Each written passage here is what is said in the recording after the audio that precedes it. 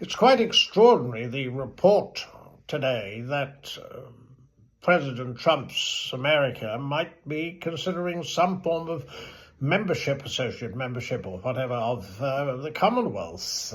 All 56 independent countries, all but four, were former British colonies. Well, so was the United States, of course. But the circumstances here, it appears to appeal because King Charles is its head.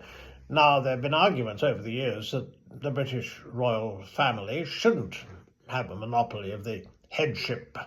Indeed, they don't. It's not automatic.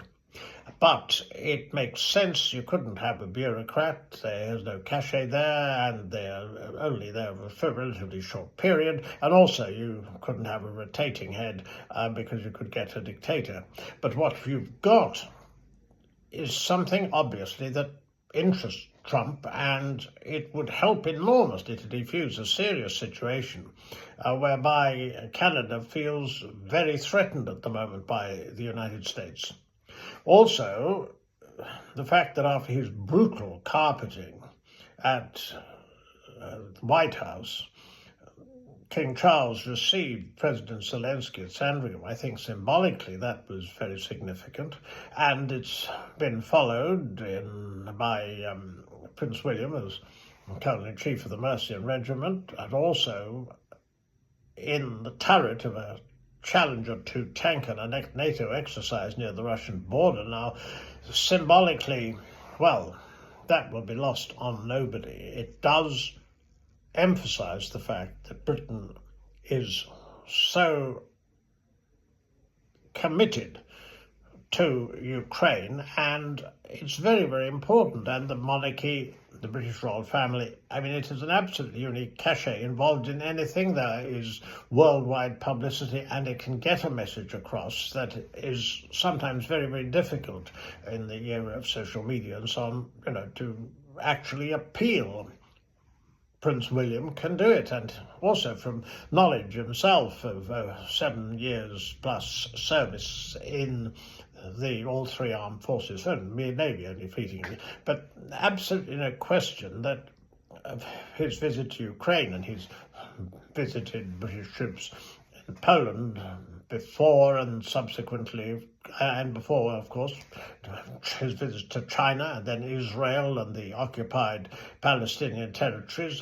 These were extremely significant. He is very much the diplomat, but also the royal family have a very special connection, and have over the centuries, with the armed forces and their links with particular regiments. And I think that is also something that, as gradually we spend more on defence, and we should bear in mind that Estonia is planning to spend 5% from next year.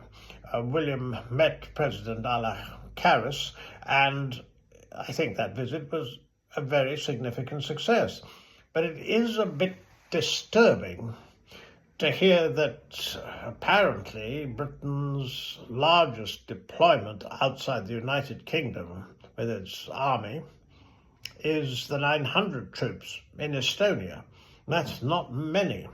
And the attempts by the Prime Minister to get some form of coalition of the willing, it's still pretty amorphous what it would do. The fact that it couldn't police some form of truce unless Russia approved of it being there, or extremely difficult. And also the numbers of troops, you'd have to rotate them.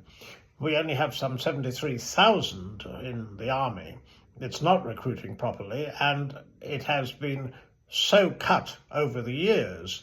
And, you can't help feeling that it is the royal family who are projecting the positive at the moment, and the government's given some 6 billion extra for defence, but that is pretty negligible, quite frankly, when you look at the amount of money the Army, Navy and Air Force obviously need if they are to be, so to speak, fighting fit.